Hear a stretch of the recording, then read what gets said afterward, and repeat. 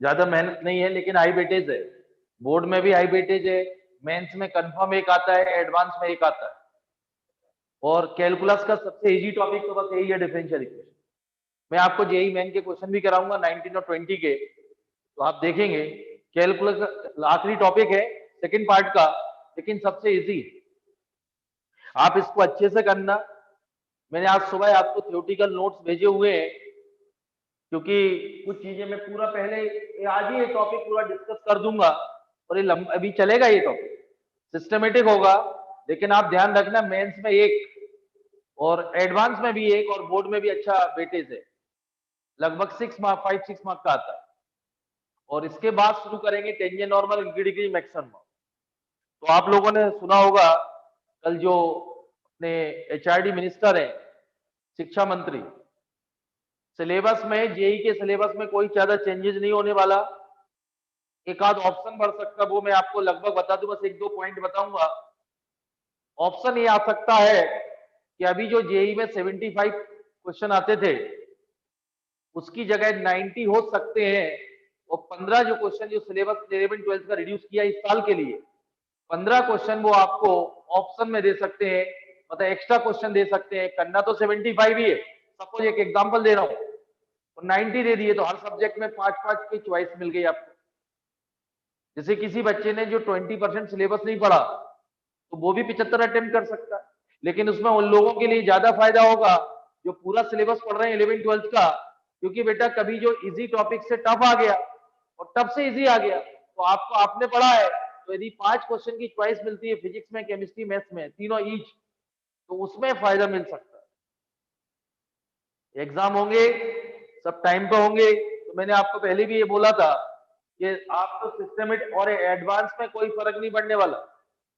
JEE advance में आपने सितंबर जब पूरा क्राइसिस था, तब भी ऐसा पेपर निकाला कि पेपर 2 तो अब ही नहीं लगी। इसलिए आप ये तो पास होना 60% बनाना वो अलग मैटर है, 90 से ऊपर बनाना तो वो तो सब पढ़ते हैं, सिस्टमेटिक पढ़ते हैं, नोट्स भी बनाते हैं, उन्हीं का 90% से ऊपर आता है बोर्ड में भी। तो ये तो सिर्फ रोज खबरें आएंगी तुम्हें खुश करने के लिए, लेकिन जो पूरा पढ़ रहा है वो बच्चा अच्छा नंबर आएंगे अच्छे, समझ गए। इसलिए आप भी कोशिश करें कि अच्छे से पढ़ें, मेहनत करें।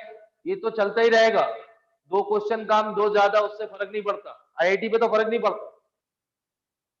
चलिए अब देखिए, स्टार्ट करते हैं डिफरेंशियल इक्वेशन। तो डिफरेंशियल इक्वेशन में पढ़ना क्या क्या है, ये मैंने आप लोगों को फिर एक बात 1 मिनट रिपीट कर रहा हूं, ये टॉपिक सिंपल है और हाई वेटेज है।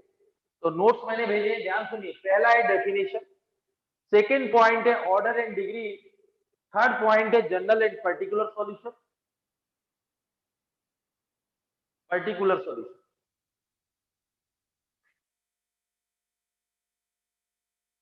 General and particular solution, formation of differential equation, और आपके मेथड ऑफ डिफरेंशियल इक्वेशन। आपके सिलेबस में कौन कौन से मेथड हैं जिसकी हेल्प से अपन डिफरेंशियल इक्वेशन को सॉल्व करेंगे। सबसे पहले मैं क्लियर कर दूं, आपके सिलेबस में फर्स्ट ऑर्डर जेई में भी फर्स्ट ऑर्डर फर्स्ट डिग्री है। फर्स्ट ऑर्डर फर्स्ट डिग्री का मतलब बता दूं, अभी बता रहा हूं, पूरा एक्सप्लेन करूंगा। D by upon D X या डी एक्स अपॉन डी, आपके सिलेबस में इतना ही है। इंजीनियरिंग में पढ़ोगे second order nth degree. First method है variable separable method, equation reducible to variable separable form, homogeneous differential equation, linear differential equation और बर्नौली डिफरेंशियल। तो मैं आपको हर पॉइंट आज डिस्कस करूंगा, क्योंकि ये टॉपिक को थ्योरी ज्यादा नहीं है, वो तो मैंने आपको बना के दी। सबसे पहले डेफिनेशन स्टार्ट कर। तो डिफरेंशियल इक्वेशन की डेफिनेशन क्या है, तो मैं आपको थोड़ा आपको बता दूं, x y D Y upon d. किसी भी डिफरेंशियल इक्वेशन में आप बोले x y D Y upon D x क्या, तो मैं आपको बता, किसी भी डिफरेंशियल इक्वेशन में अपन अधिकतर d Y upon D x का लेते हैं। ऐसा कुछ हार्ड एंड फास्ट रूल नहीं है डीएक्स अपॉन। मैंने आपको डिफरेंशिएशन पढ़ाया था स्टार्टिंग में, तो मैंने बोला था D Y upon D X read नहीं करेंगे, differential coefficient dependent with respect to independent.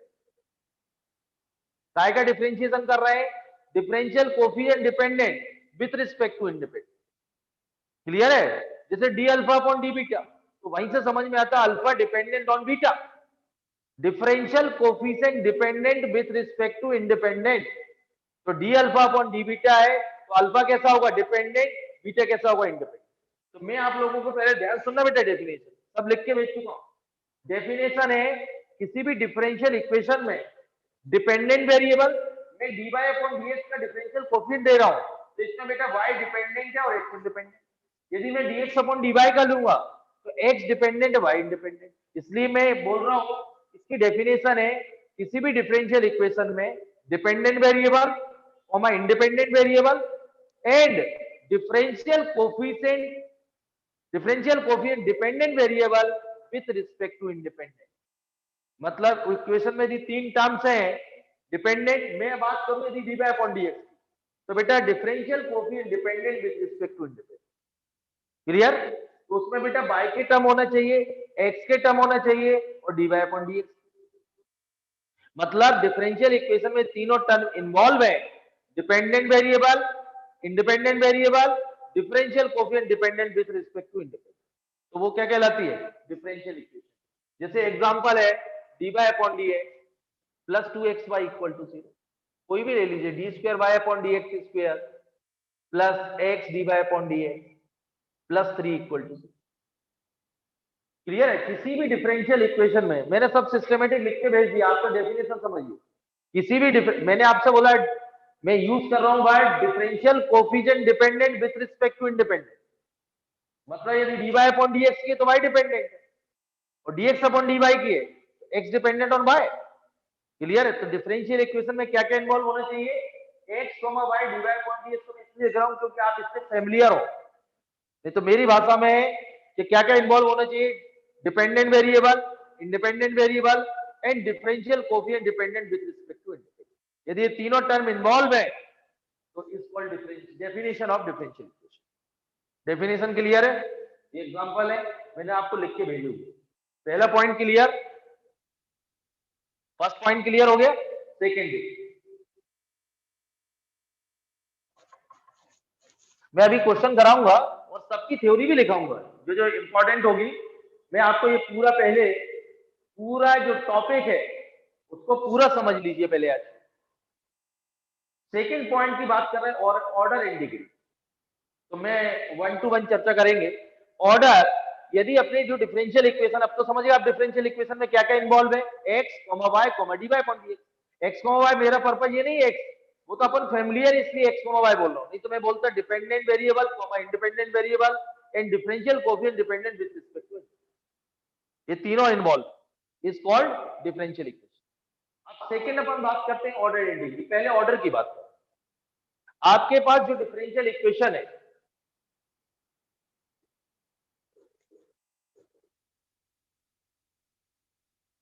कुछ भी लिख लीजिए आप लोग, ये 50 प्लस वाई स्क्वायर इस टाइप, ठीक है। तो आप ध्यान रखिए जो डिफरेंशियल इक्वेशन में तीनों इन्वॉल्व है बेटा, d Y upon D x y square के टर्म। ऑर्डर कैसे फाइंड करेंगे? इसमें बेटा जो हाईएस्ट डेरिवेटिव होता है आप सर्च करेंगे इस इक्वेशन में, ये थर्ड ऑर्डर, ये सेकंड ऑर्डर है। तो इक्वेशन में d Y upon D x, मैं अपनी भाषा में समझाऊं, d square y upon D x square d cube y upon D x cube. इसमें हाईएस्ट डेरिवेटिव देखेंगे, इस इक्वेशन में जो हाईएस्ट डेरिवेटिव होगा वही उस इक्वेशन का ऑर्डर। तो इस डिफरेंशियल इक्वेशन का ऑर्डर हो गया 3। हाईएस्ट डेरिवेटिव क्या है, d cube y upon D x, third order है, ऑर्डर 3। ये क्लियर है? इसमें कुछ भी मैनिपुलेट नहीं करना, आप सिर्फ जो भी डिफरेंशियल इक्वेशन लिखी हुई है सिर्फ आपको ये देखना है कि जो हाईएस्ट डेरिवेटिव है वो उसका ऑर्डर, कुछ भी नहीं करना है। क्लियर? ऑर्डर क्लियर हो गया? अभी अपन करेंगे एग्जांपल, एक एक एग्जांपल से पहले डेफिनेशन समझ लें। अब आते हैं डिग्री पे। तो डिग्री का मैं आपको थोड़ा सा, ये बहुत अच्छा है, हर कोई डिग्री आसान नहीं होती निकल। डिग्री की डेफिनेशन है हाईएस्ट डेरिवेटिव की पावर। जैसे बेटा यही एग्जांपल दिया,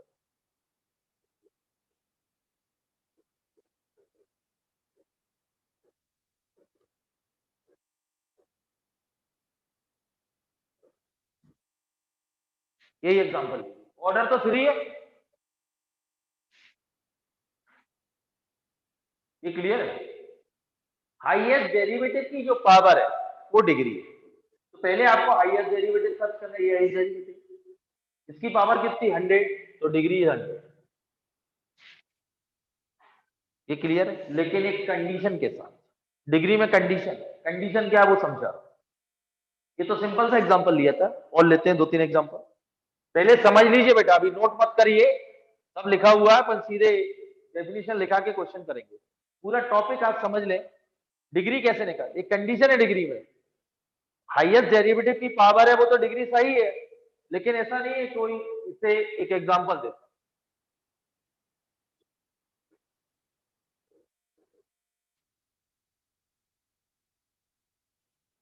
ऑर्डर कितना है 2, ऑर्डर तो 2 है, लेकिन डिग्री कैसे निकालनी। तो मैं आपको एक थोड़ा बता रहा हूं, इसमें एक कंडीशन है, हाईएस्ट डेरिवेटिव की जो पावर है 1/3 आएगी, लेकिन डिग्री के और समझिए आप, डिग्री की हाईएस्ट डेरिवेटिव की जो पावर है वो इक्वल टू डिग्री। ये क्लियर है? लेकिन एक कंडीशन है, वो कंडीशन क्या है, when differential coefficient are free from radical and fraction. When differential coefficient are free from radical and fraction. Differential equation, कोई भी डिफरेंशियल कोफिशिएंट, ऐसा नहीं हाईएस्ट डेरिवेटिव नहीं, dy upon dy, when differential coefficient are free from radical and fraction. कोई भी उस differential equation में कोई भी differential coefficient square root cubic root में पहले उसको फ्री कर। दूसरा बता रहा हूं पॉइंट, या जैसे आप लोगों ने बेटा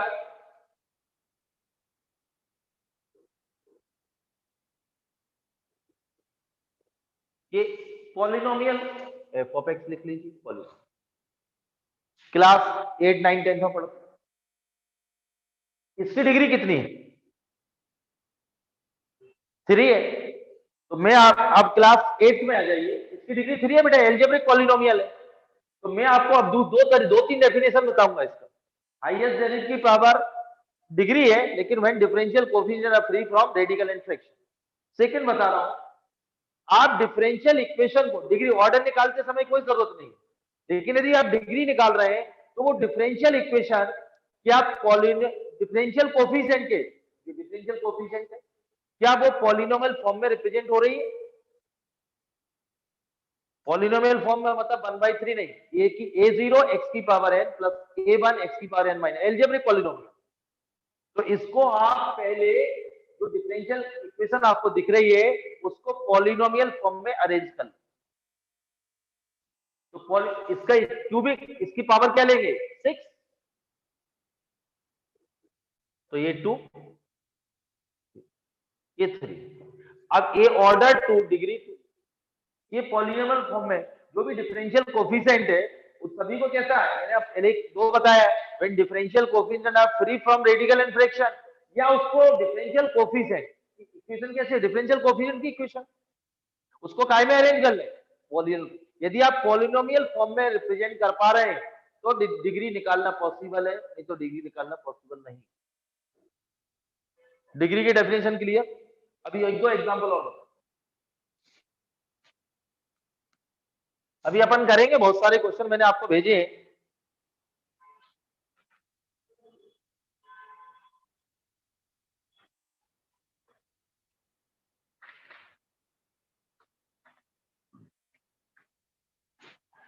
जैसे एक एग्जांपल देखिए, अभी नोट मत करना, है बहुत सिंपल से एग्जांपल है, समझिए। अभी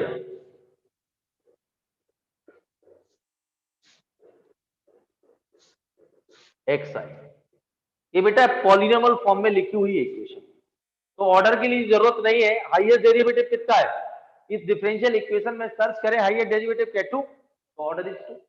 हाईएस्ट डेरिवेटिव की पावर जो होगी वो डिग्री होगी, हाईएस्ट डेरिवेटिव इसकी नहीं, ये हाईएस्ट डेरिवेटिव। और डिग्री फाइंड करने से पहले आप देखें डिफरेंशियल इक्वेशन में क्या वो डिफरेंशियल कोएफिशिएंट की पॉलिनोमियल इक्वेशन के फॉर्म में लिखी हुई है, लिखी हुई है।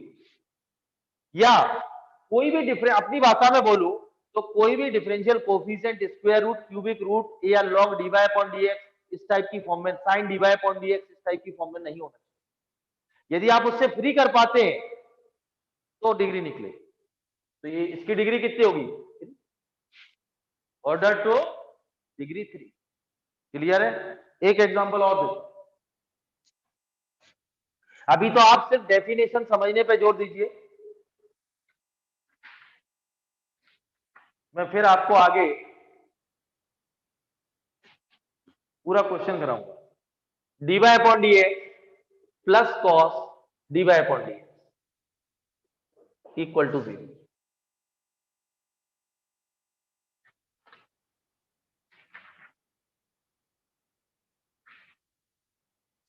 ये क्लियर है? ऑर्डर क्या है बेटा? 1, डिग्री 1 नहीं होगी इस इक्वेशन को। ये क्लियर है? dy अपॉन dx इसको पॉलिनोमियल फॉर्म में अरेंज नहीं कर सकते। ये क्लियर है? Equation 1 can not be written as a polynomial in all the differential coefficient. Equation 1 can not be written as polynomial in differential coefficient. इसको polynomial form में नहीं लिख सकते, इसलिए इसकी डिग्री कैसी है? Not defined. डिग्री क्या है? एक और है जैसे log of order by degree not defined, order by degree not defined. या तो आप इसको फ्री कर लें, लेकिन नहीं कर सकते या फ्री। ये क्लियर है? ऑर्डर क्लियर, डेफिनेशन क्लियर है? क्वेश्चन करेंगे अपन और समझेंगे। डेफिनेशन में क्या बोला? Dependent variable comma independent variable comma differential coefficient dependent with respect to independent, ये तीनों यदि इन्वॉल्व है तो इज कॉल्ड डिफरेंशियल। सेकंड मैंने क्या बोला? ऑर्डर। आपको डिफरेंशियल इक्वेशन में कुछ भी नहीं करना, जो एज इट इज वही लिखी रहने दीजिए, सिर्फ हाईएस्ट डेरिवेटिव सर्च करें, जो हाईएस्ट डेरिवेटिव होगा वही उसका ऑर्डर होगा। और डिग्री कैसे करेंगे? हाईएस्ट डेरिवेटिव की जो पावर होगी वो डिग्री होगी, लेकिन एक कंडीशन के साथ, when differential coefficient are made free from radical and fraction. तो मैंने आपको बोला कोई भी डिफरेंशियल, अकेला हाईएस्ट डेरिवेटिव नहीं, यदि कोई भी differential coefficient, square, cubic root, log, यदि आप फ्री नहीं कर पा रहे तो उसकी डिग्री इज नॉट डिफाइंड। और फ्री कर पाते हैं तो हाईएस्ट डेरिवेटिव की जो पावर होगी वो क्या कहलाएगी? डिग्री। ये क्लियर है? अब मैं आता हूं जनरल सॉल्यूशन और पर्टिकुलर सॉल्यूशन। जनरल सॉल्यूशन जैसे एक एग्जांपल दे दूं, mx ले लेते चलिए, और dy upon dx, x m की वैल्यू आएगी तो y equal to x dy upon.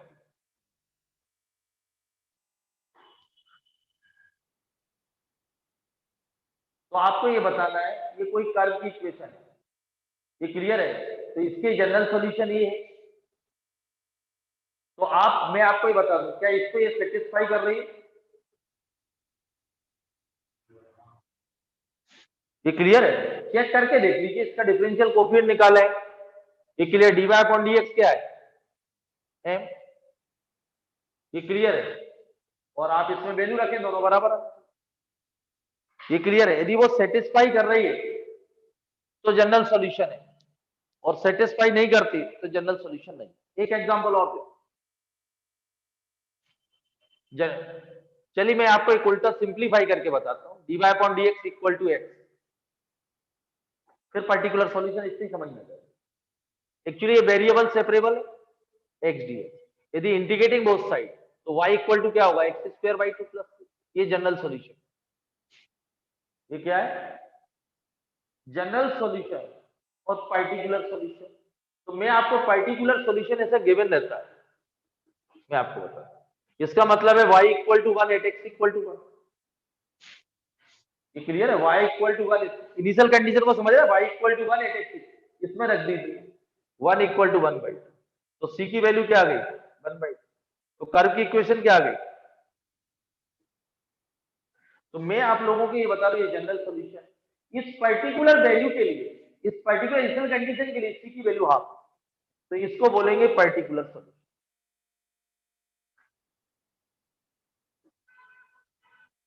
और ये जनरल सॉल्यूशन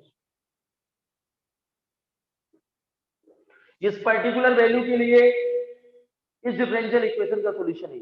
यदि मैं यहां कंडीशन बदल दूं, चलिए, तो आंसर अलग, c की वैल्यू अलग आई, तो इस पर्टिकुलर वैल्यू के लिए इस डिफरेंशियल इक्वेशन का सॉल्यूशन अलग होगा। तो पर्टिकुलर सॉल्यूशन निकालने के लिए क्या गिवन रहती है? Initial condition. दोनों क्लियर हो गए, जनरल सॉल्यूशन और पर्टिकुलर। ये क्लियर? चलिए आगे बढ़ते हैं। इसको ध्यान से समझना। क्लियर है बेटा? फर्स्ट अपन ने क्या है, इसके पॉइंट याद रखना, बहुत सिंपल है। सबसे हाई वेटेज में आपको बोल रहा हूं, अभी आप पूरा समझ लेंगे और मैं करूंगा एनसीईआरटी के सॉल्यूशन बना के भेजूंगा, अपने कराऊंगा। और जेई में 2019-20 में लगभग 27 क्वेश्चन आए, 30, तो वो भी करेंगे। और वो आप देखेंगे कि सारे आपसे बनेंगे। ऐसा टॉपिक नहीं देखा 11-12 में कि पूरे आपसे बन जाए। इसलिए बेटा कुछ टॉपिक मैं आपको बताऊंगा, क्योंकि इस पहले कैलकुलस पूरा हो जाने दो, फिर मैं कुछ टॉपिक की लिस्ट बता दूंगा, जैसे फॉर्म आएंगे जेई के, आप उन टॉपिक का आपका गलत नहीं होगा, तो वो अपन बाद में डिस्कस करेंगे। क्लियर? तो मैंने अभी अभी क्या बोला आपको, डेफिनेशन बता दी। अब आप भी ओरल याद करिए, डेफिनेशन में क्या है, डिफरेंशियल इक्वेशन की डेफिनेशन क्या है, एक्स कोमा वाई। अपनी भाषा में समझा रहा हूं। एक्स का मतलब जरूरी नहीं कि हर बार वो इंडिपेंडेंट होता है। D Y upon D X dependent with respect to independent. यदि D x upon D Y है तो इसमें एक्स कैसा है, डिपेंडेंट, वाई कैसा है, इंडिपेंडेंट। मतलब डिफरेंशियल इक्वेशन में dependent variable comma independent variable and differential coefficient dependent with respect to independent. यदि ये सभी इन्वॉल्व है तो इसको differential. Order and degree, second point. तो हाईएस्ट डेरिवेटिव की जो पावर है, आपको कुछ नहीं करना, जो डिफरेंशियल इक्वेशन बुक्स में या नोट्स में या आपके पेपर में जो लिखी हुई है उसमें सिर्फ हाईएस्ट डेरिवेटिव सर्च करना है। और हाईएस्ट डेरिवेटिव की जो पावर है वो हाईएस्ट डेरिवेटिव जो है वो ऑर्डर है, और हाईएस्ट डेरिवेटिव की जो पावर है इज कॉल्ड डिग्री। लेकिन डिग्री फाइंड करने के लिए फिर मैं एक कंडीशन दे रहा हूं, when differential coefficient are made free from radical and fraction. मैं अपनी भाषा में समझाऊं तो डिफरेंशियल इक्वेशन में कोई भी डिफरेंशियल कोएफिशिएंट, ऐसा नहीं हाईएस्ट डेरिवेटिव, उसमें स्क्वायर रूट या क्यूबिक रूट या लॉग के टर्म में नहीं होना चाहिए। यदि है, यदि आप उसको फ्री कर पाते तो डिग्री निकलेगी, और फ्री नहीं कर पा रहे तो degree is not. Order degree clear है? जनरल सॉल्यूशन क्लियर हो गया? पर्टिकुलर सॉल्यूशन क्लियर हो गया? क्लियर है? अब आते हैं फॉर्मेशन ऑफ डिफरेंशियल। अगला point, formation of differential equation.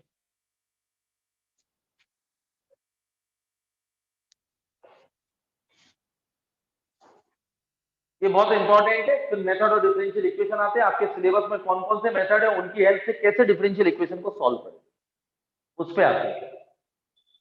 Formation समझिए, ये बहुत इंपॉर्टेंट चीज है। क्या स्टेप होंगी, कैसे सॉल्व करेंगे आप लोग? तो फॉर्मेशन में कुछ 2-3 पॉइंट्स।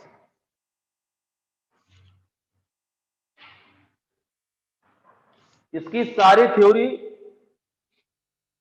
मैंने आपको सिस्टेमेटिक लिख के भेज दी आपको, समझ गए? कुछ थ्योरी बोर्ड पे लिखाने की जरूरत नहीं है, टाइम वेस्ट होता है। जो मैं बोल रहा हूं वही मैंने लिखा है। जहां जरूरत होगी ये मेथड सब दोबारा डिस्कस करेंगे। अभी वापस लिखाऊंगा ऑर्डर, जो बेसिक डेफिनेशन, और सीधे क्वेश्चन पे आएंगे। तो पहले मुझे समझाने दीजिए, उसके बाद वापस अपन ऑर्डर डिग्री से आएंगे, उसके क्वेश्चन भी अच्छे अच्छे करेंगे। ऐसा नहीं कि क्वेश्चन नहीं करेंगे, बहुत ये लगभग चलेगा, अभी एरिया के बराबर चलेगा, ये उससे ज्यादा भी चल सकता है। ये क्लियर है? Formation of differential equation. तो मैं आपको पहले एक एग्जांपल से समझाऊं, पहले एग्जांपल समझो।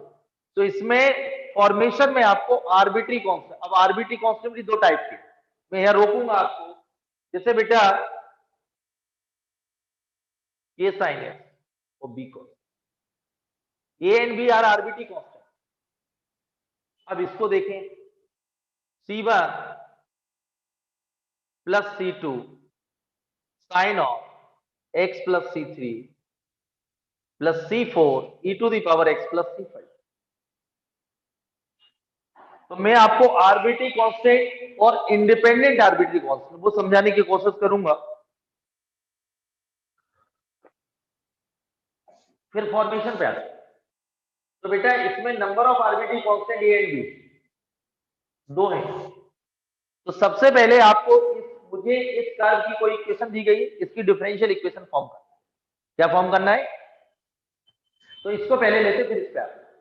तो number of arbitrary constant 2, number of arbitrary constant equal to order of the difference. अच्छा, ऑर्डर और डिग्री नेचुरल नंबर होते हैं भाई, ऑर्डर और डिग्री नेचुरल नंबर।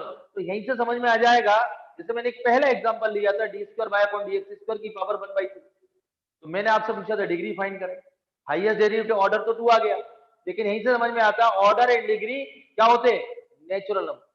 तो 1/3 तो हो नहीं सकता, ये तो पहले ही क्लियर हो, वही नहीं पड़ गया। ऑर्डर डिग्री हमेशा, ऑर्डर और डिग्री क्या होते हैं, नेचुरल नंबर। क्लियर। अब नंबर ऑफ आरबीटी कांस्टेंट, इस क्वेश्चन को डिस्कस कर रहा हूं। Number of arbitrary constant equal to order of the differential equation. तो ए एंड बी, इसमें 2 arbitrary constant, number of arbitrary constant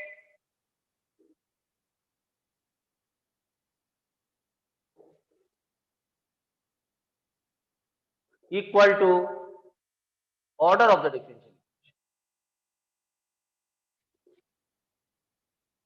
तो इसमें आरबीटी कांस्टेंट है 2, तो ऑर्डर कितना हो गया, 2। पहला पॉइंट क्लियर हो गया। अब ध्यान से सेकंड स्टेप समझना। मेरे पास मतलब 2 बार इसको डिफरेंशिएट कर सकते हैं, 2 से ज्यादा बार नहीं, क्योंकि ऑर्डर 2 है मतलब D square bye upon D X.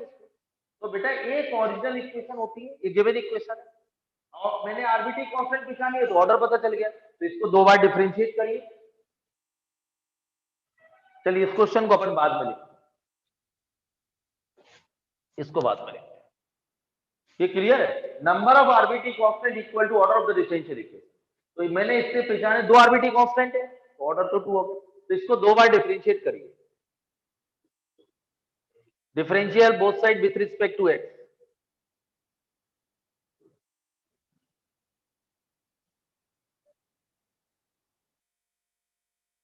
Minus इसमें से, अब मैं आपको बताता हूं, ये 1 2 क्लियर बेटा। एक ओरिजिनल इक्वेशन होगी, ऐसे नहीं इसको 3-4 बार नहीं करना, 2 से ज्यादा बार डिफरेंट, क्योंकि ऑर्डर 2 आ चुका। तो टोटल इक्वेशन 2 + 1, मतलब मैं आपको अपनी भाषा में समझाऊं, एक ओरिजिनल इक्वेशन 2 डिफरेंशिएशन की हेल्प से, जब ऑर्डर 2 हो। ऑर्डर 3 होता तो 3 बार डिफरेंशिएट कर, टोटल 4 इक्वेशन फॉर्म होंगी। इसमें टोटल कितनी इक्वेशन फॉर्म होंगी, 3। तीनों की हेल्प से आरबीटी कांस्टेंट को एलिमिनेट करना, ये अपना फाइनल टारगेट है। यदि आपके पास 3 आरबीटी कांस्टेंट है तो टोटल इक्वेशन कितनी जनरेट होगी, 4।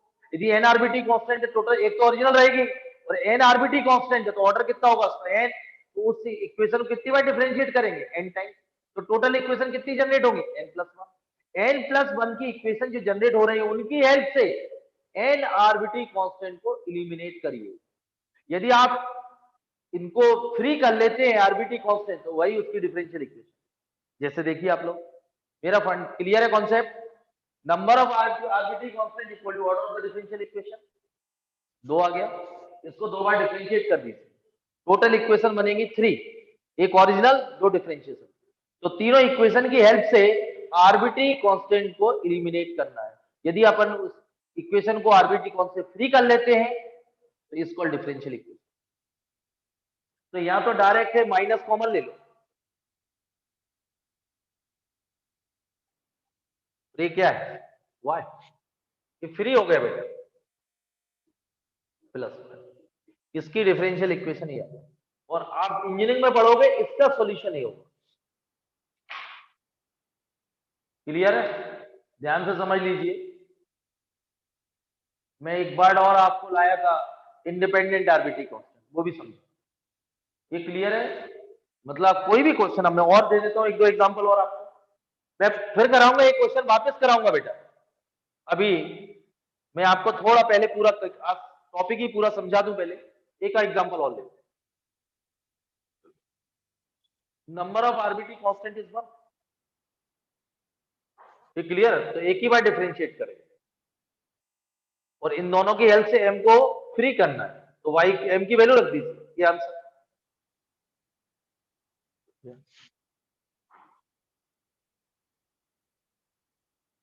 ठीक है, ये क्लियर है, बहुत सारे पैराबोला देखिए। तो number of arbitrary constant is, ये क्लियर है, एक ही बार डिफरेंशिएट करेंगे, differentiation both side with respect to a, ये 4a, 4a की वैल्यू रख दीजिए, तो y तो कैंसिल, ये इसकी differential equation. number of RT constant is 1, order of the differential equation 1, number of RBT constant is 1, order of the differential equation 1. 3 करिए, 2 equation generate. Clear? आकर ये क्लियर हो गया? मैं कुछ और बताना चाहता था, ये तो क्लियर बेटा? इंडिपेंडेंट आरबीटी कांस्टेंट वो देखिए,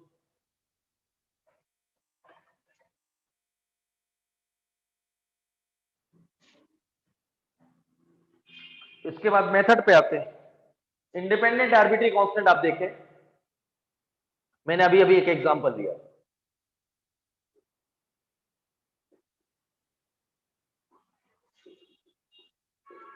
इस टाइप का क्वेश्चन आईआईटी में आ चुका था, इसका ऑर्डर निकालना। क्या निकालना था? Order find. तो उसमें लिखा था क्वेश्चन में C1, C2, C3, C4, C5 are arbitrary constant. Or order क्या होगा आकर्ष पारिए? हाँ, आप लोग अपने नोट कर लें और अपना आंसर अपनी कॉपी में लिखें, जहां भी आप हैं मेरे ना। तो आंसर क्या होगा इसका? ये जो सामने बैठे हुए बच्चे वो तो 5 बोल रहे हैं, आपका आंसर आपके पास होगा, मैं आंसर डिस्कस करता हूं। ये आईआईटी जेई का क्वेश्चन है बेटा, इसका ऑर्डर इधर देखिए, इसका ऑर्डर है 3, इसलिए मैं आया था इंडिपेंडेंट आरबीटी का।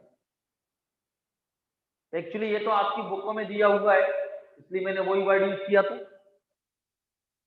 जेई की बुक में आपके एनसीईआरटी में भी दिया है। ये बेटा C1, C2, C3 arbitrary constant है, C4, 5, लेकिन इसको रिड्यूस करना है इंडिपेंडेंट। ये तो डिपेंड है C1, C2, इसमें C1 प्लस C2 को ये ले लेता हूं, C1 प्लस C2 ये, इसको ऐसे ही रहने दीजिए क्योंकि इससे फर्क नहीं, ओपन करेंगे इसको, इसमें कोई चेंजेस नहीं हो। इसमें B ले रहा हूं, इसको ब्रेक कर सकते हैं, C4 e to the power C5 into x, तो C4 e to the power C5, इसको B ले रहा हूं, ये रिड्यूस होके A C3B, इसमें ये 3 इंडिपेंडेंट आर्बिट्री मैंने आपको भेजा हुआ लिख के, इसको रिड्यूस करें पहले आप, इसमें इंडिपेंडेंट, तो आगे से इसको चेंज करें, number of independent arbitrary constant, number of independent मैंने लिखा हुआ बाद में,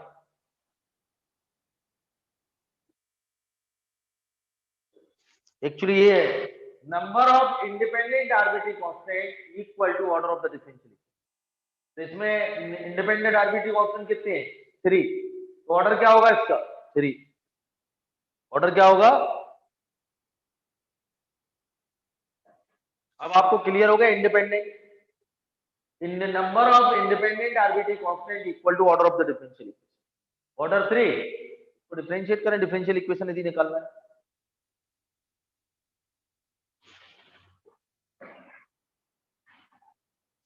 ये क्लियर है? फॉर्मेशन में आपको 2-3 पॉइंट याद रखना है, मैं एक बार फिर रिपीट कर रहा हूं। सबसे पहला पॉइंट है जैसे आपके पास कर्व की इक्वेशन दी गई है, then find the differential equation, then find the order, और डिग्री फाइंड करने के लिए डिफरेंशियल इक्वेशन फॉर्म करना पड़ेगा। तो मैं आपको फिर रिपीट कर रहा हूं, number of independent arbitrary constant equal to order of the differential equation. तो आपने इससे ऑर्डर पता चल गया, ऑर्डर पता चल गया मतलब उसकी कर्व को कितनी बार डिफरेंशिएट कर सकते हैं। जैसे 3 आया जो ओरिजिनल कर्व है, तो एक इक्वेशन वो हो गई, 3 बार वो डिफरेंशिएशन से आ जाएगा। तो 4 इक्वेशन की हेल्प से इंडिपेंडेंट आर्बिट्री कांस्टेंट को एलिमिनेट करिए, डिफरेंशियल इक्वेशन को फ्री करिए। यदि आप एलिमिनेट कर लेते हैं तो वो उसकी डिफरेंशियल। क्लियर? अब इसमें एक बर्ड प्रॉब्लम भी आती है, वो मैं आपको बताता हूं।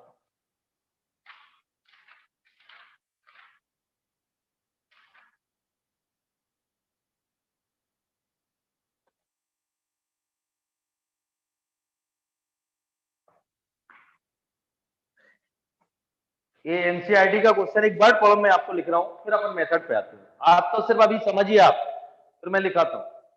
वर्ड प्रॉब्लम देखिए आप, फॉर्म द, ये एनसीईआरटी का क्वेश्चन है, differential equation representing the family of ellipse having foci on x-axis and center at the origin.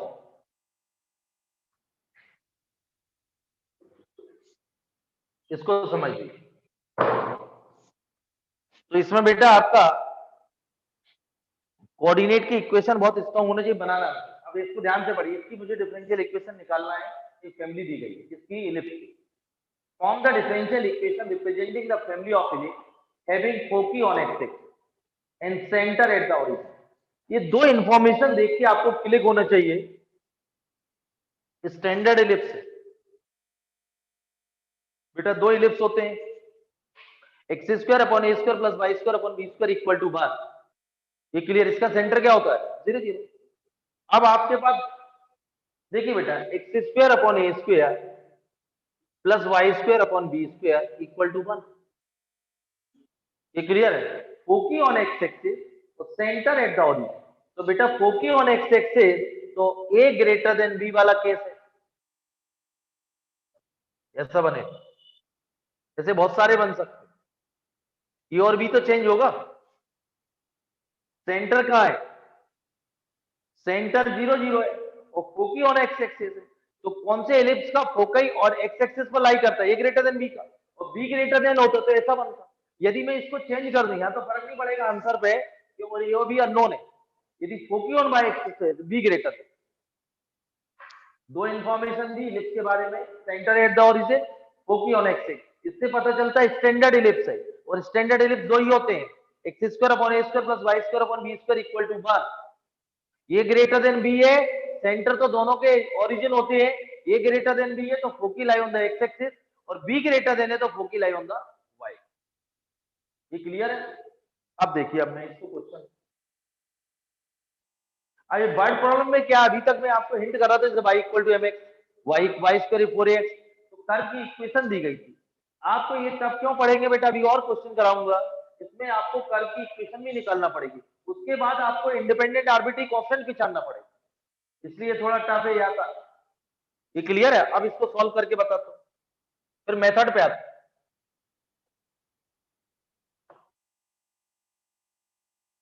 मैं आपको फिर मेथड 10-15 मिनट लगेंगे। तो ये टॉपिक पूरा स्टार्टिंग में ही मैंने ब्रीफ कर दिया।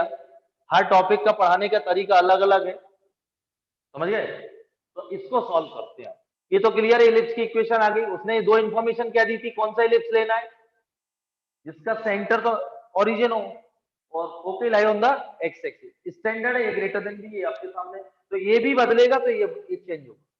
ऐसे बहुत सारे इलिप्स बनेंगे। अरे ए और बी बदलेगा, ये क्लियर है। ये ग्रेटर देन बी तो रहेगा, जैसे ये 60 लेना है, ये सपोज 36 से 25 चेंज होते हैं, क्योंकि major axis minor axis change होते हैं। क्लियर है। तो इसमें number of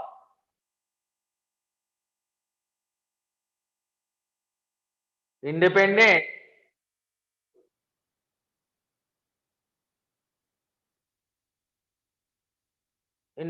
arbitrary constant equal to क्या है, 2। तो ऑर्डर कितना आ गया, number of independent arbitrary constant equal to 2, order of the differential equation is 2। ये क्लियर। अब ये तो मुझे पता चल गया ऑर्डर क्या है बेटा इसका। तो इस इक्वेशन को कितनी बार डिफरेंशिएट करना है बताता हूं।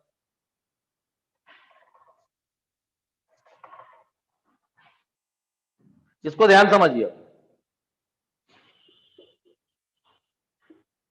Differentiation both side of equation 1 with respect to X successively. तो ये आएगा 2x अपॉन ए square plus 2y upon B square D Y upon D. दो बार करना है बेटा, ये क्लियर है। अब मैं आपको बताऊं मेरा टारगेट क्या, तीनों इक्वेशन की हेल्प से किसको एलिमिनेट करना है, ए एंड बी, तीनों इक्वेशन की हेल्प से किसको एलिमिनेट करना है। तो आप देखिए कभी आपको ऐसा लगता है 2 तो गया, तो y अपॉन बी स्क्वायर वो आपको प्रैक्टिस पे डिपेंड करेगा, करना तो बेटा 2 बार डिफरेंस एक्स अपॉन यही है। तो डी बाय, इसको ऐसा लिख सकते हैं y upon x d y upon D x equal to क्या आ गया माइनस बी स्क्वायर, लिख सकते हैं बेटा बी स्क्वायर। इसको अगेन, क्योंकि again differentiation both side with respect to x, तो बेटा यहां देख दो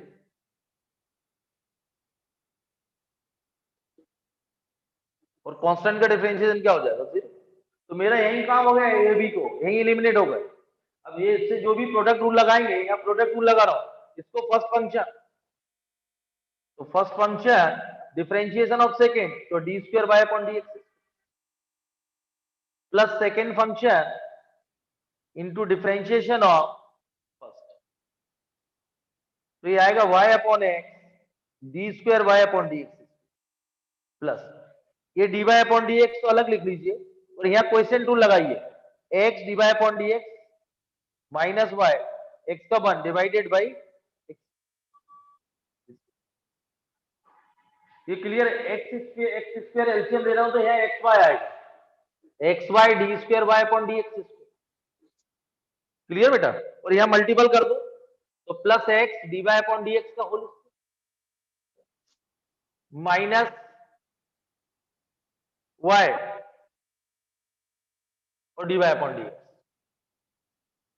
ये आंसर आ गया, क्योंकि सिंप्लीफाई तो कुछ हो नहीं रहा। एक बार रिपीट कर रहा हूं फिर एक बार, इसकी डिफरेंशियल इक्वेशन दो इंफॉर्मेशन दी गई थी, लैंग्वेज वर्ड प्रॉब्लम क्या दी गई थी, मुझे उस इलिप्स के फैमिली ऑफ इलिप्स की डिफरेंशियल इक्वेशन फॉर्म करना है जिसका सेंटर ओरिजिन हो और foci lie on the X axis, foci lie on the X axis तो मालूम है ए ग्रेटर देन बी ही इसके ही फोकी लाई करते हैं एक्स एक्सिस।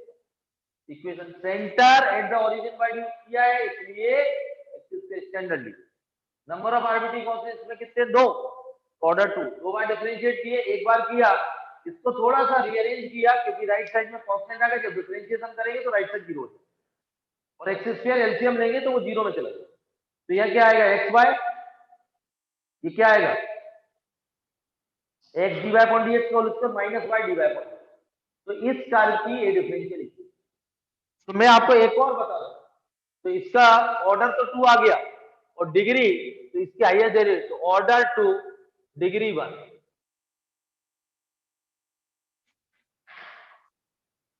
ये क्लियर। मैं कराऊंगा बहुत सारी वर्ड प्रॉब्लम, मैंने आपको फॉर्मेशन क्लियर हो गया। फॉर्मेशन में इसको क्या बेटा ये गिवन होती है कर्व की इक्वेशन, तो डायरेक्ट डिफरेंशियल इक्वेशन निकल, ये कर्व की इक्वेशन आपको बनाना पड़ती है, लैंग्वेज में दिया रहता है तो ये थोड़ा टफ हो जाता है, क्योंकि पहले आपको समझ में तो आना चाहिए क्या पूछ रहा है वो। जैसे एक एग्जांपल और देता हूं फिर अपन आगे बढ़ते हैं।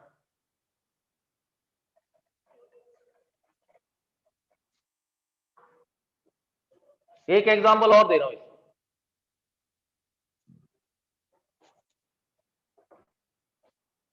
फिर इसके बाद मेथड पे आ रहा है।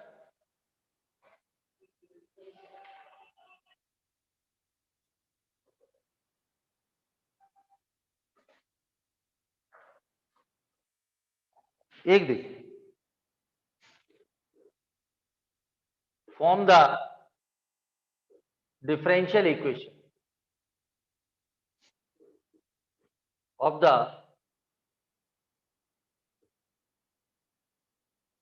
family of circles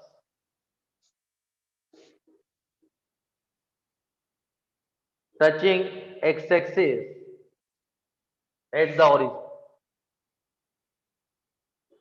इसको ध्यान समझना बेटा, touching x-axis at the origin, तो सबसे पहले वो सर्कल की कितने इंडिपेंडेंट आपको समझ में आना चाहिए। मुझे डिफरेंशियल इक्वेशन फाइंड करना है सर्कल की जो बेटा एक्स एक्सिस को टच कर रहा है ओरिजिन, ये इंफॉर्मेशन दी गई, इस इंफॉर्मेशन का ही तो यूज करना, तभी तो कर्व की इक्वेशन निकालेंगे। सर एक क्लियर है, उस सर्कल की इक्वेशन फाइंड करिए पहले, तो इसको छोड़ दो डिफरेंशियल इक्वेशन।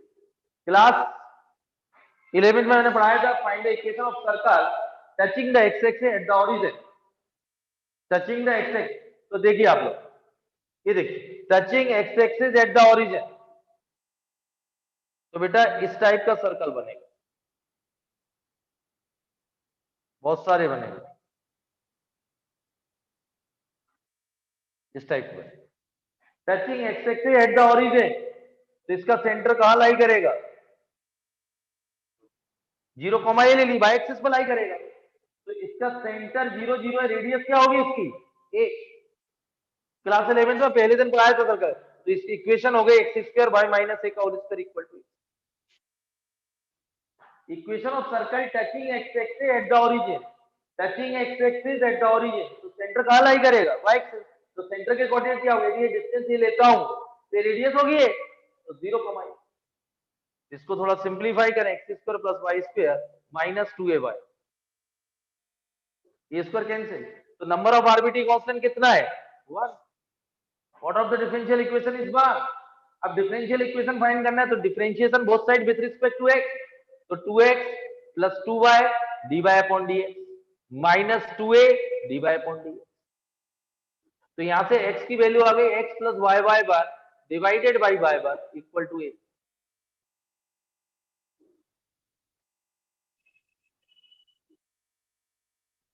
ये क्लियर है, और a की वैल्यू इसमें सब्स्टिट्यूट कर, तो X square plus Y square minus 2y और x plus Y Y one divided by Y one equal to 0।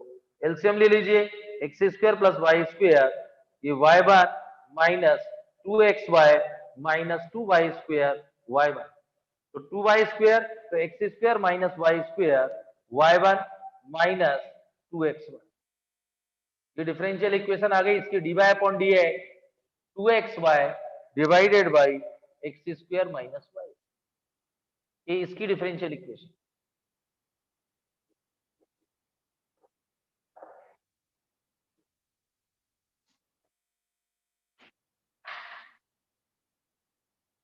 Form the differential equation of the family of circle touching x-axis at the origin, touching x-axis at the origin, तो centre lie कहां करेगा y axis. मैं आपको इसलिए इससे बनाए कि जो ये चेंज हो रहा है तो सर्कल चेंज हो रहा है जाएगा, इसका रेडियस क्या होगा, ये सेंटर क्या होगा 0 कॉमा, इक्वेशन ऑफ सर्कल लिख ली और एक आर्बिट्री कांस्टेंट है डिफरेंशिएट कर दिया और एक को एलिमिनेट कर दिया, तो इसका आंसर है।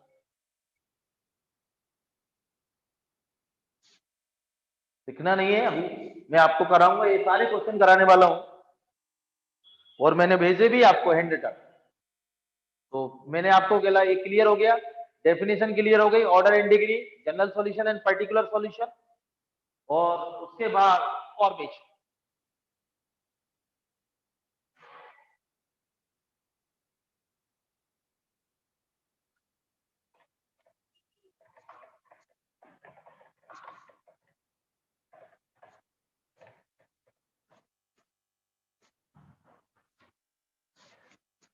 क्लियर है बेटा फॉर्मेशन। अब मेथड पे आते हैं, लास्ट आर्टिकल है। देखिए बेटा मैं आपको बोला था ना पहले मिनट में कि सबसे आसान टॉपिक और समझ में भी आ रहा होगा, इतना ज्यादा टफ नहीं है और ना ज्यादा लेंदी भी है, लेकिन समझिए एक बोर्ड में कंफर्म, जेई मेंस में कंफर्म एक, और इसकी हेल्प से थोड़ा डिफरेंशिएशन भी बन जाएगा और एडवांस में भी कंफर्म।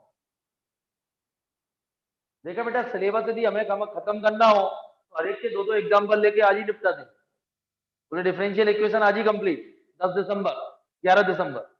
टेंजेंट नॉर्मल में भी 4-5 ऐसे करना हो तो हम तो 31 बना देंगे, लेकिन मेरा पर्पज ऐसा नहीं है पढ़ाने का, नहीं तो एक ही दिन में ये खत्म, एक दिन में क्वेश्चन कराए डिफरेंशियल इक्वेशन, तो ऐसे कराएंगे तो अगले हफ्ते में कैलकुलस भी कंप्लीट हो सकता है, इस स्टाइल में पढ़ाया जाएगा तो, और 3D वेक्टर और प्रोबेबिलिटी ऑफ डिटरमिनेंट।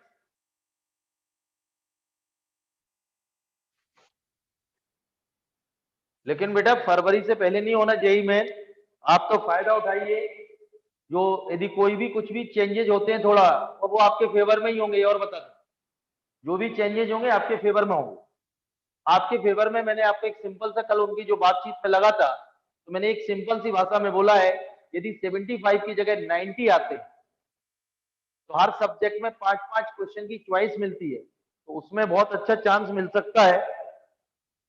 करना तो 25 ही है और 30 आ गए हर सब्जेक्ट में, तो 5 जो अपने आते नहीं है, या कभी कभी ऐसा होगा पढ़ना हर टॉपिक है और उन टॉपिक में से इजी आ गए जो सिलेबस में हटाया गया। चलिए, वो आप फॉर्म आएंगे 15-20 तक, जब भी आ जाए मेरे हिसाब से 8-10 दिन में कुछ ना कुछ इन्फॉर्मेशन आना चाहिए फॉर्म वॉर्म की। तो अभी तो फॉर्म ही नहीं भरे, 20 दिसंबर तक भी फॉर्म आते हैं, 15 के बाद आएंगे। जब भी आते हैं तो मान के चलना फरवरी में, पहले फरवरी से पहले एग्जाम नहीं हो रहा। और अभी भी आपको बता दें, यदि मिड फरवरी में होता तो 2 महीने, फर्स्ट वीक फरवरी में एग्जाम होते हैं, तो लगभग आपके पास 50-55 दिन पर्याप्त है। 15-20 दिन के अंदर कैलकुलस हो जाएगा। फिर तो सिंपल टॉपिक है, डिटरमिनेंट, 3D वेक्टर और प्रोबेबिलिटी में उन्हें आखिरी का हटा दिया गया है सिलेबस में। बाइनोमियल डिस्ट्रीब्यूशन, प्रोबेबिलिटी डिस्ट्रीब्यूशन, सिर्फ आपके यहाँ कंडीशनल प्रोबेबिलिटी और बेस थ्योरम दो ही बचे हैं। Conditional probability, total probability, Bayes theorem. चलिए अब आते हैं मेथड ऑफ डिफरेंशियल इक्वेशन।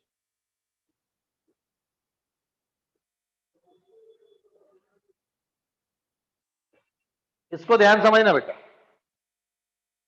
तो आपके सिलेबस में इतने हैं, ये नहीं है जेई में। इसके अलावा 2 मेथड में एक्स्ट्रा पढ़ाऊंगा, लेबनिज का यूज करेंगे, वो भी होगा।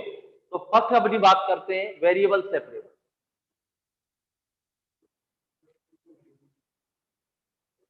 ये भी समझ लीजिए आज पहले। थ्योरी ज्यादा नहीं है बेटा, इसमें कुछ भी थ्योरी नहीं, एक में भी इसलिए कोई फर्क नहीं पड़ना। वेरिएबल सेपरेबल मेथड बेटा, इसके नाम से ही क्लियर है बच्चों, इसके नाम से क्लियर है। वेरिएबल सेपरेबल, अपने पास 2 वेरिएबल है, कौन से? Dependent, independent. भाई D Y upon D x की डिफरेंशियल इक्वेशन है तो वाई डिपेंडेंट है और एक्स कैसा इंडिपेंडेंट, और डीएक्स अपॉन डी वाई की है तो एक्स डिपेंडेंट वाई, मतलब होंगे तो दो ही। वेरिएबल सेपरेबल का मतलब है D X D Y, X D X और वाई डी वाई यदि आप सेपरेट कर सकते हैं तो ये मेथड है। इसके नाम से ही क्लियर है, वेरिएबल सेपरेबल, मतलब वेरिएबल को सेपरेट करिए। यदि कर सकते हैं, क्वेश्चन में ऐसा दिख रहा है, जैसे एग्जांपल देखो, थ्योरी नहीं है बेटा इसमें कुछ भी। 1 + x + xy + y, इसको सॉल्व करना। और आपके सिलेबस में फर्स्ट ऑर्डर फर्स्ट डिग्री है, मतलब dy अपॉन dx की, तो इसको देखिए आप सॉल्व कर पा रहे क्या? 1 + y कॉमन,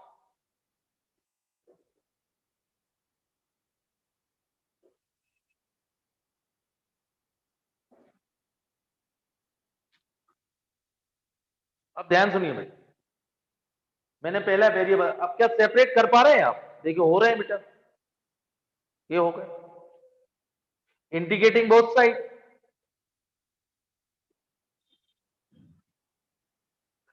वेरिएबल सेपरेट अलग अलग हो गए, तो इस क्वेश्चन को वेरिएबल सेपरेबल से कर सकते, ये आंसर है, ये जनरल सॉल्यूशन, ये आंसर है। यदि कोई इनिशियल कंडीशन दी गई है, जैसे बेटा y(1 = 0), तो इसका मतलब है y = 0 when x = 1 at x = 1, तो y 0 रखिए log 1 और x 1 रखें log 1 एनीवेज 0, तो c की वैल्यू -3/2। तो ये पर्टिकुलर सॉल्यूशन आ गया, आईआईटी में ये आता है, ये पर्टिकुलर सॉल्यूशन यदि ये गिवन है। मैं फिर एक बार रिपीट कर रहा हूं, वेरिएबल सेपरेबल, यदि आप x और y, x dx और y dy को अलग अलग कर रहे हैं, हो रहा है इस क्वेश्चन में, तो इसको वेरिएबल सेपरेबल की हेल्प से कर सकते हैं। इसका आंसर ये आ गया। यदि इनिशियल कंडीशन गिवन है, मतलब इस कंडीशन के लिए c की वैल्यू है, तो वापस रख दें, एक पर्टिकुलर सॉल्यूशन होगा इन दिस कंडीशन, लिखा रहता है आईआईटी में, then find the general solution, then find the particular. पहला मेथड क्लियर हो गया, नाम याद करते आइए, वेरिएबल सेपरेबल। दूसरा देखिए,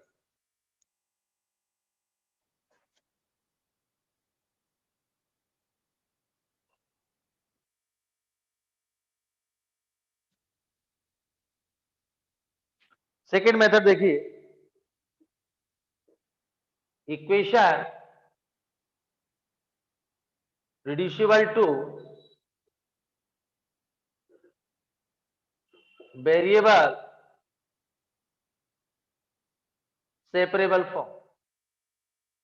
इसके नाम से क्लियर है, equation reducible to variable separable, मतलब कुछ सब्स्टिट्यूट करके इसको रिड्यूस करिए वेरिएबल सेपरेबल फॉर्म। एक तो वेरिएबल सेपरेबल डायरेक्ट दिख रहा था, और एक क्या है, कुछ सब्स्टिट्यूशन की हेल्प से उसको काय में रिड्यूस करना है वेरिएबल। जैसे एग्जांपल समझेंगे, थ्योरी नहीं है बेटा इनमें कुछ भी, मैं आपको बस नाम लिखाऊंगा और एग्जांपल यही वापस करूंगा अगले टर्म।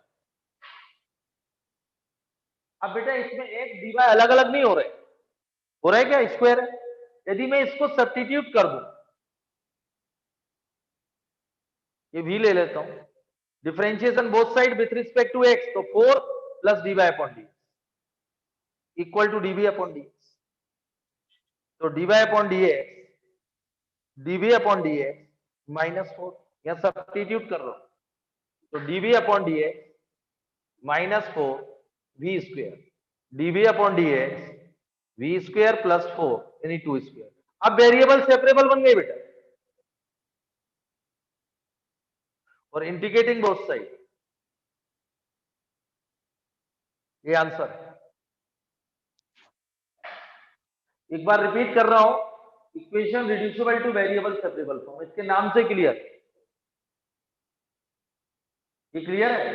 तो सब्स्टिट्यूट करके क्वेश्चन को काय में कन्वर्ट कर दिया है, वेरिएबल सेपरेबल, तो मैंने इसको v पुट कर दिया और dy अपॉन dx की वैल्यू सब्स्टिट्यूट कर दी, लास्ट में v की वैल्यू रख दिया।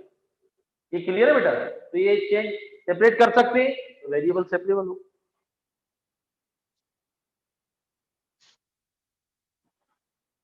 आराम समझना बेटा, कोई प्रॉब्लम, ये क्लियर। अब थर्ड मेथड आपको बता रहा हूं,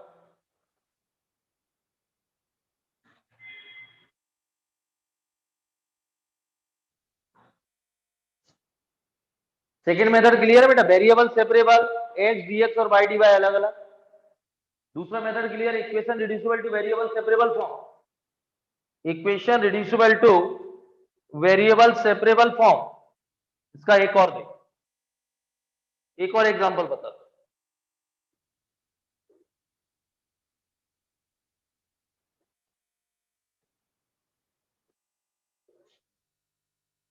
इसको वैसे तो सेपरेट कर नहीं सकते, लेकिन इसमें x प्लस वाई को v पुट कर दो, तो differentiation both side with respect to x,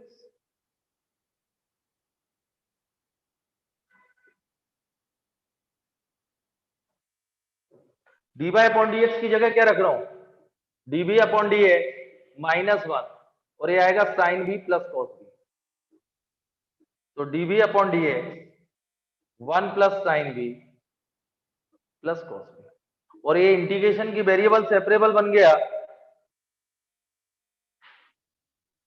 integration revise कर लेना बेटा अगले टर्म तक, ये बना a plus B sine X plus C को टेन और हाफ एंगल में कन्वर्ट करें, इस स्टेप पे क्या बन गया, वेरिएबल सेपरेबल, इंटीग्रेशन बन गया, सॉल्व कर लेंगे।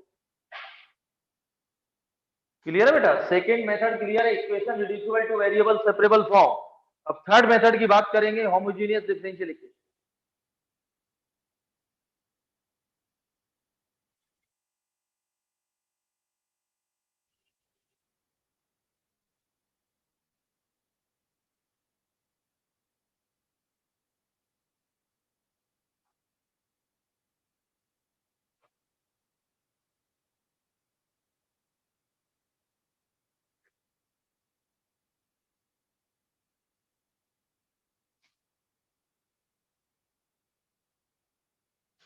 हो गया नोट,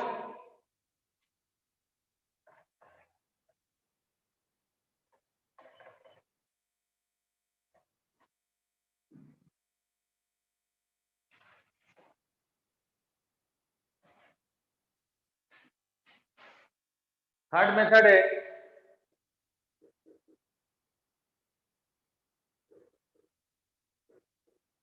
होमोजेनियस डिफरेंशियल इक्वेशन।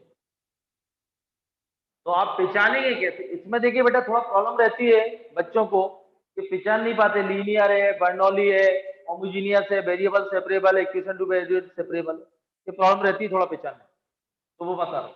इसलिए आपको वो तो क्वेश्चन देख के लग जाएगा, प्रैक्टिस करोगे, क्वेश्चन आसान नहीं है इसके, और बता दूं मैं आपको, जितना ही टॉपिक इजी दिख रहा तो क्वेश्चन आपको इस फॉर्म में है। तो आपको पहले वेरिएबल सेपरेबल दिख गया था, रिड्यूसिबल दिख गया था, होमोजेनियस दिख गया। सबसे पहले इस फॉर्म में अरेंज करना है इसको।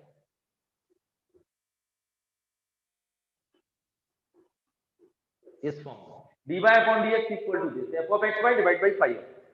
न्यूमरेटर डिनोमिनेटर में जो आप देख रहे हैं x और y के टर्म सभी सेम डिग्री के होने चाहिए तो होमोजेनियस है। जैसे फर्स्ट डिग्री होमोजेनियस, ये सेकंड डिग्री होमोजेनियस, ये भी हो सकती है बेटा, मतलब मल्टीपल पे फॉर्म में। Suppose y square divided by x square minus y square, ये भी होमोजेनियस मतलब। लेकिन ये प्लस वाई हो गया तो ये होमोजेनियस नहीं है। सभी जितने भी टर्म आप देख रहे हैं सेम डिग्री, मतलब इसकी डिग्री 1 इसकी डिग्री 1, कांस्टेंट नहीं, वेरिएबल की। 2 है, इसकी भी 2 इसकी भी 2 इसकी भी 2, इसलिए होमोजेनियस। इसकी 2 है 2 2 लेकिन 1 है इसलिए नॉन होमोजेनियस। ये 1 डिग्री होमोजेनियस। तो सबसे पहले आपको पहचानना पड़ेगा, आपके सिलेबस में बस इतना ही बहुत है, यही है आपके। आप क्लियर है बेटा? होमोजेनियस सबसे पहले dy upon dx equal to x plus y divide by x minus, जो भी है इस फॉर्म में आप अरेंज करेंगे। फिर देखेंगे कि न्यूमरेटर में जो xy के टर्म प्रेजेंट है वो डिनोमिनेटर के xy के टर्म जो प्रेजेंट है उनकी डिग्री सेम है सभी की। यदि डिग्री सेम है तो होमोजेनियस डिफरेंशियल इक्वेशन। यदि आपने पहचान लिया कि होमोजेनियस डिफरेंशियल इक्वेशन है तो कंफर्म ए पुट करना y इक्वल टू vx। ये सिर्फ होमोजेनियस के लिए। ये क्लियर बेटा? होमोजेनियस है तो y equal to vx, dx upon dy की डिफरेंशियल इक्वेशन होती है x इक्वल टू vy।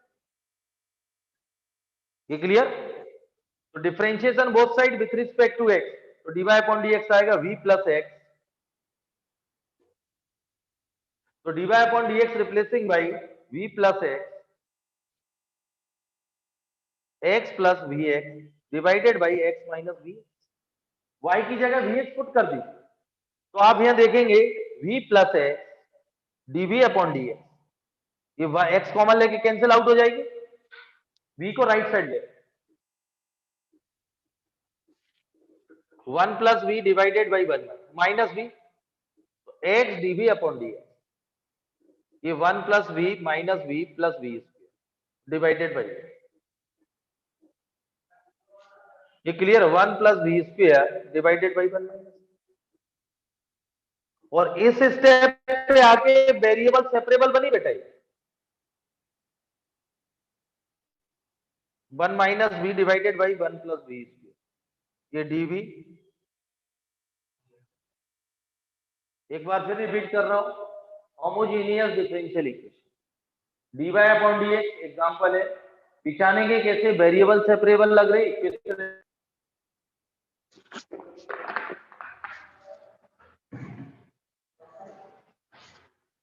ये क्लियर बेटा?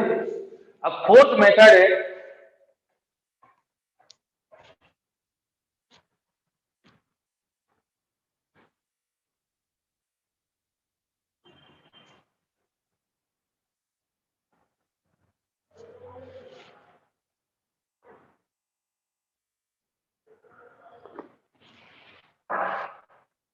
ये क्लियर है? आपके एनसीईआरटी में तो लीनियर ही है लेकिन फिर भी थोड़ा एक्स्ट्रा आता है, वो बोर्ड में शायद हटा भी दी गई, लेकिन बोर्ड का टेंशन मत पालिए। आप एनसीईआरटी में जो सिलेबस है उसको फॉलो करिए, बहुत फायदा मिल सकता है। और जब लगे, जैसे मैंने आप बोली लीनियर फॉर्मिंग है, जेई में नहीं थी, यहाँ भी आधी हटा दी गई है। ये क्लियर है? रिलेशन में भी कुछ हटा दिया गया है, और मैंने आप लोगों को रेट ऑफ चेंज हटा दिया गया है, रॉले लेग्रांजेस हटा दी गई है। तो जेई के लिए तो थोड़ा सा पढ़ाऊंगा वो, लेकिन उसको ज्यादा नहीं लगता।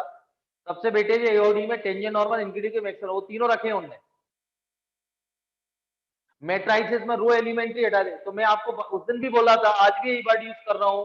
पहले जेई में मैथ्स में 30% जो हटाया गया, 20% पहले भी नहीं थे। जैसे लिमिट एज द सम हटा दिया डिफरेंशिएशन, तो उसमें 20% ऐसा पार्ट था थ्योरेटिकल जो ओनली फॉर बोर्ड क्लास, इसलिए उन्होंने 30% नाम दे दिया है। तो जेई और अब बोर्ड का लगभग 90% कॉमन हो गया।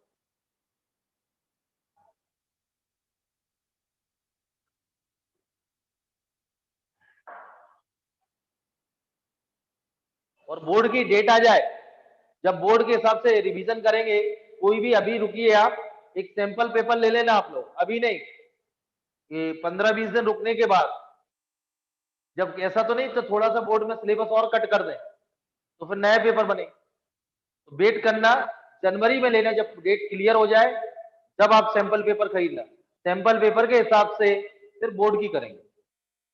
अभी तो पूरा करिए क्योंकि जेई देना पहले। अब अगला मेथड है लीनियर डिफरेंशियल इक्वेशन। मैंने आपको थ्योरी पहुंचाई है, लीनियर नॉन लीनियर पहचानेंगे कैसे, तो मैं आपको कुछ बताता हूं, उसमें दोनों पॉइंट लिखेंगे। लीनियर पहचानने के 3 पॉइंट है, वो ध्यान रखना। Degree of all differential coefficient is what, degree of all differential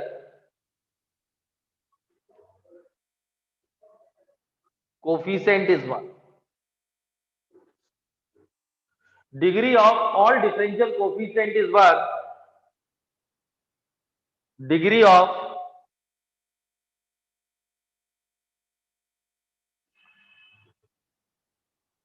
dependent variable is 1,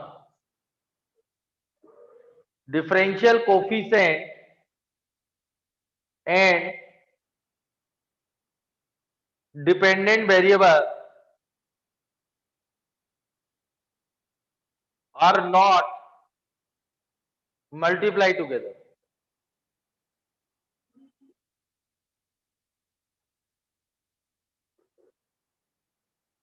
यदि ये तीनों कंडीशन फुलफिल करता है तो लीनियर, वरना नॉन लीनियर।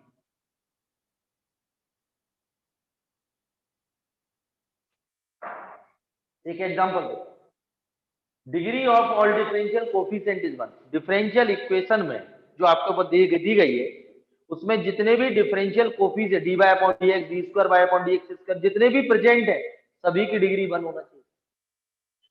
ऐसा नहीं कि हाईएस्ट डिग्री, जैसे डी स्क्वायर हाईएस्ट डेरिवेटिव है उसकी नहीं, degree of all differential coefficient is 1, उसमें d square bye upon d x square के टर्म है, डी बाय अपॉन डीएक्स के हैं, d cube y upon d x cube, जितने भी टर्म प्रेजेंट है डिफरेंस सभी की डिग्री 1। ऐसा नहीं है कि d cube y upon d x cube plus d square bye upon d x square plus 3 time d y upon d x का होल स्क्वायर, इसके कारण नॉन लीनियर हो जाएगी। मैंने लिखा हुआ है degree of all differential coefficient. Second, degree of dependent variable is 1। अब डी बाय अपॉन डीएक्स की डिफरेंशियल इक्वेशन ले रहे हैं आप, तो y कैसा है, डिपेंडेंट, तो उसमें जितने भी y के टर्म प्रेजेंट होंगे सभी की डिग्री 1 होगी। यदि y स्क्वायर हो गया तो वही नॉन लीनियर। यदि dx अपॉन dy की डिफरेंशियल इक्वेशन है तो degree of dependent with respect to independent, तो उसमें जितने भी x के टर्म प्रेजेंट है सभी की degree 1।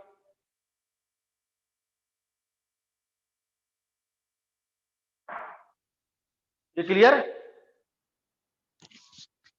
Third, differential coefficient dependent variable are not multiply together. तो डिफरेंशियल इक्वेशन में किसी भी डिफरेंशियल कोफिशिएंट में डिपेंडेंट वेरिएबल का मल्टीपल नहीं चलेगा। डिपेंडेंट मतलब कैसे पहचानेंगे, जब डी बाय अपॉन डीएक्स है तो y कैसा डिपेंडेंट, कोई भी डिफरेंशियल कोफिशिएंट में y का मल्टीपल नहीं होना चाहिए, यदि है तो नॉन लीनियर। मतलब degree of all differential coefficient 1 होना चाहिए, पहले चेक करें, यदि किसी की 2 आ गई तो वहीं लिख दो non linear. Degree of dependent, यदि डी बाय अपॉन डीएक्स की डिफरेंशियल इक्वेशन है तो उसमें जितने भी y के टर्म है प्रेजेंट है सभी की डिग्री 1, और dx अपॉन dy की है तो x की। Differential coefficient dependent variable are not multiplied together.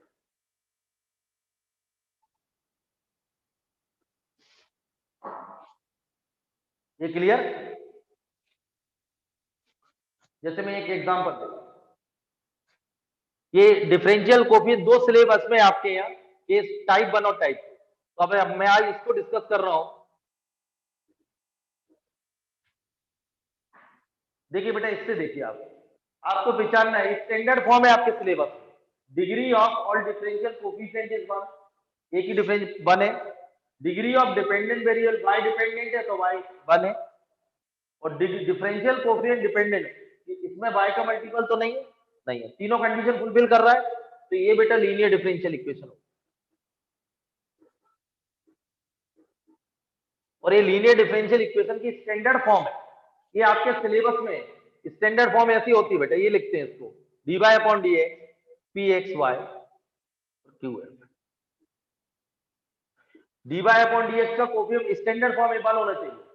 P of x का मतलब है जो बाय का मल्टीपल है पी ऑफ एक्स, और ये भी मतलब यह P and Q are function of x, इसका मतलब समझिए।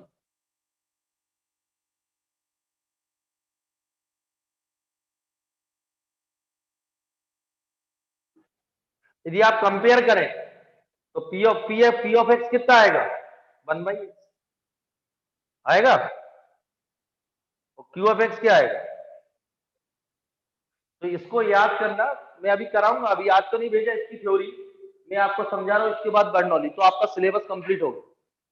सबसे पहले आपके सिलेबस में एक dx अपॉन dy की भी, वो भी बताऊंगा।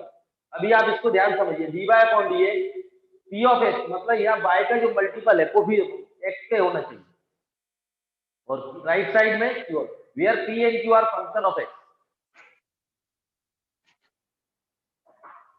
अब इसको सॉल्व कैसे करते हैं वो समझिए। सबसे पहले स्टैंडर्ड फॉर्म ये होती है, दो टाइप है, एक टाइप 1,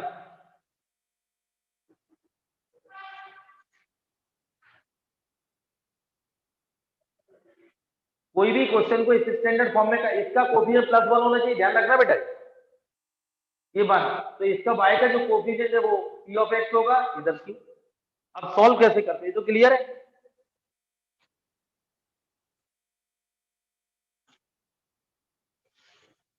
देखिए आप,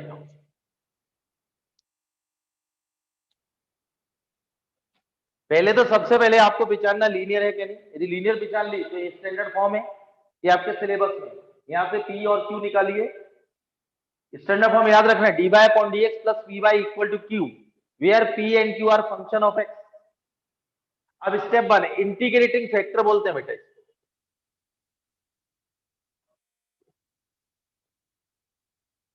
इंटीग्रेटिंग फैक्टर। कभी कभी जेई में इंटीग्रेटिंग फैक्टर होता है e to the power pdx, इसमें आरबीटी कांस्टेंट ऐड नहीं होता, p की वैल्यू यहाँ क्या है, तो e टू दी पावर, और ये डेफिनेशन है तो बराबर क्या आ गया, x बराबर क्या आ गया, इसलिए तो इंटीग्रेटिंग फैक्टर x आ गया, इसको याद करना रहेगा बेटा। और फिर अगला है कंप्लीट सॉल्यूशन। कंप्लीट सॉल्यूशन होता है y into integrating factor equal to q into integrating factor dx plus y, तो एक्स वाई हो गया, q कितना है, तो x की पावर एक्स वाई,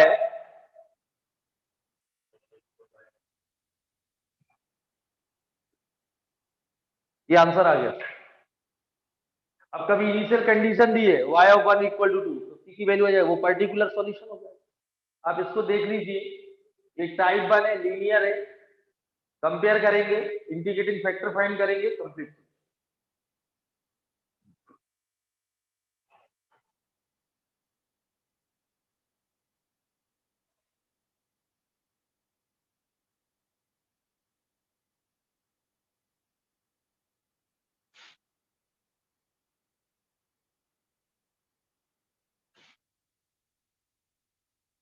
चलिए,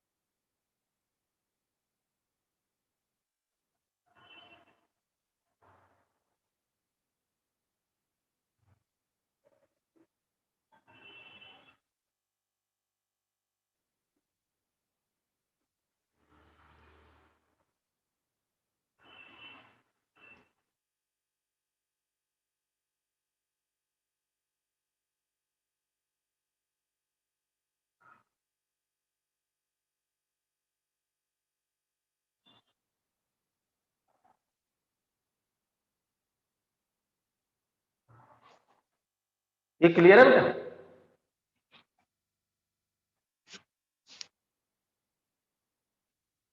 ये क्लियर?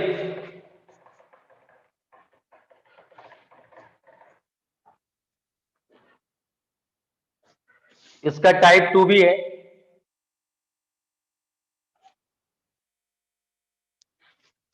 ये लास्ट में आपको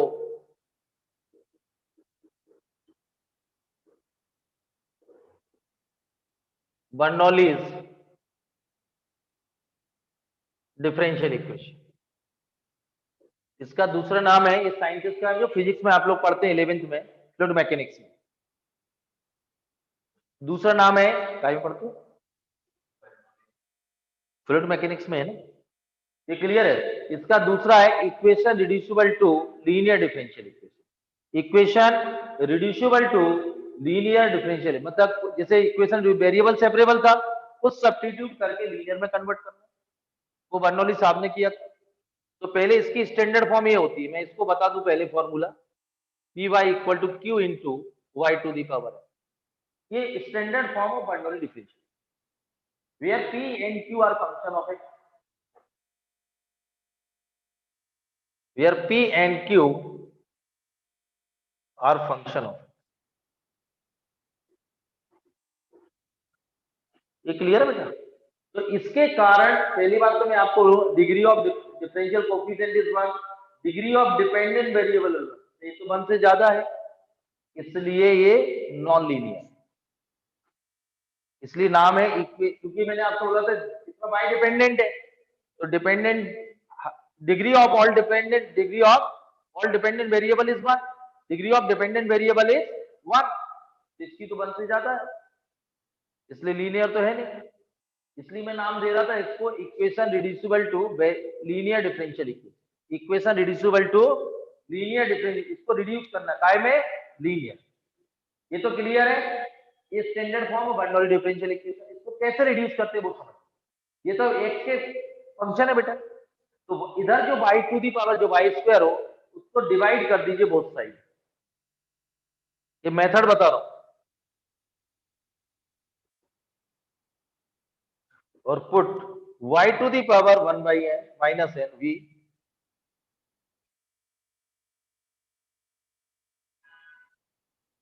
ये dv अपॉन dx, तो y to the power minus N,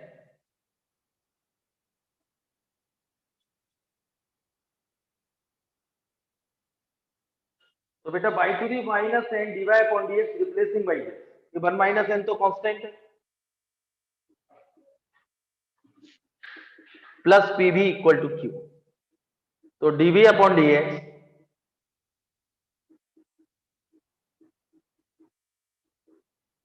ये कन्वर्ट हो गए बेटा लीनियर डिफरेंशियल इक्वेशन, क्योंकि तो कांस्टेंट, और इसका जो कोफिशिएंट है वो पूरा p है, तो इंटीग्रेटिंग फैक्टर क्या निकालते थे pdx, तो इसमें इंटीग्रेटिंग फैक्टर आएगा 1 माइनस pdx, ये पूरा, और कंप्लीट सॉल्यूशन आएगा v इंटू इंटीग्रेटिंग फैक्टर, और q क्या है इंटीग्रेटिंग, ये फॉर्मूला है,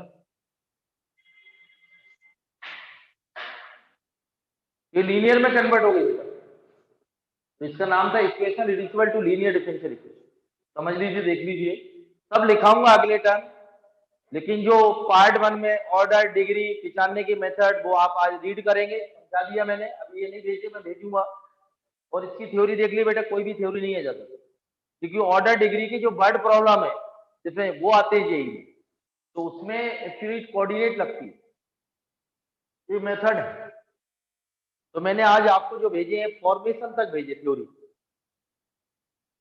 और उसको एनसीईआरटी के क्वेश्चन भी पूरे सॉल्व करके भेज दूंगा, और फिर अच्छे क्वेश्चन कराने के बाद जेई में आपके एनसीईआरटी में भी अच्छा दिया बेटा, ये डिफरेंशियल इक्वेशन एनसीईआरटी में बहुत अच्छा दिया, लीनियर तक ले गया, उसके आगे का अपन करेंगे, इसलिए उसका तो एक एक क्वेश्चन करना है बेटा।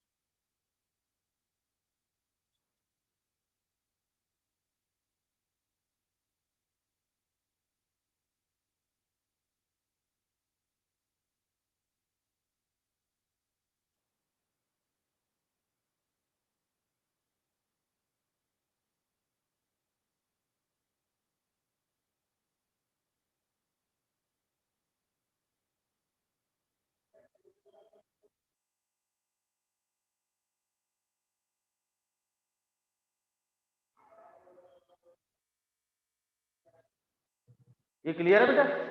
चलो इसका एक एग्जांपल करते हैं।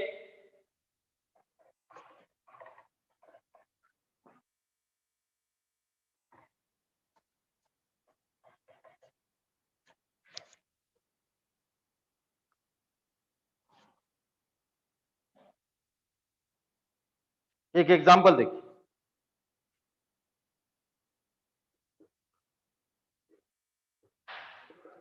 Solve the differential equation dy upon dx plus y upon X square x equal to X square Y cube. तो इसके कारण नॉन लीनियर, ये क्लियर। तो वाई क्यूब से डिवाइड कर दी, डिवाइडिंग बोथ साइड बाई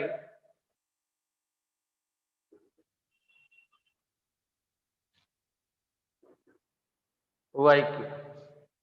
तो Y to the power -3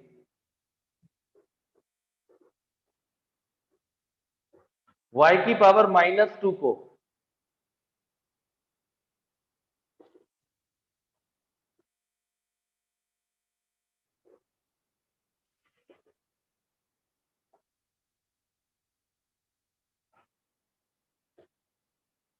y to the power -3 dy upon dx is replacing by -1/2 dv upon dx v by x x इसको standard form में convert करें तो +1 -2 का multiple -2v upon x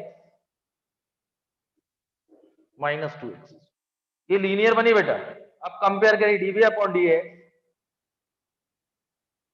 p कितना आएगा और q, तो integrating factor pdx -2/x -2 log x। ये ध्यान रखना, इसको सिंप्लीफाई ऐसे करना, काट मत देना यहाँ, ये 1/x। तो इंटीग्रेटिंग फैक्टर आए लॉग की प्रॉपर्टीज से 1/x। तो कंप्लीट सॉल्यूशन क्या होगा, v into integrating factor q into integrating factor dx plus c। तो v कितना है बेटा, v इंटू इंटीग्रेटिंग फैक्टर क्या है 1/x और -2x² डिवाइडेड बाई x²। तो ये आ गया बेटा -2x प्लस, v की वैल्यू रख देना y की पावर, तो आंसर आएगा 1/x² y² equal to -2x plus. ये क्लियर है? इसमें एक क्लियर हो गई, इसके कारण नॉन लीनियर है, डिवाइड किया v, इसका डिफरेंशिएशन यहाँ दिख रहा है, इसको v पुट किया, लीनियर में कन्वर्ट किया। ये समझ लीजिए या स्क्रीनशॉट ले लीजिए।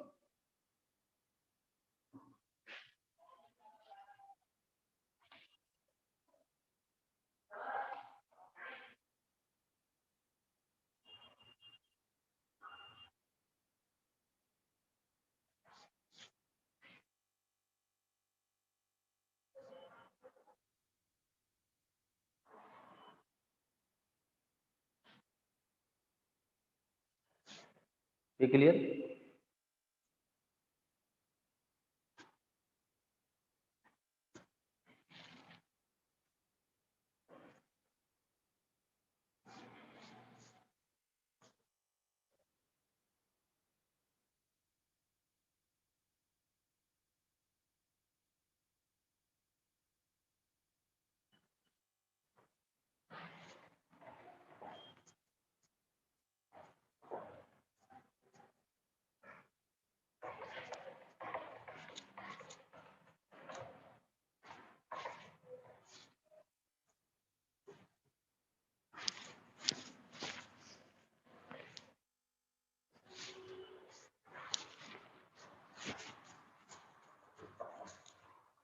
ये क्लियर है?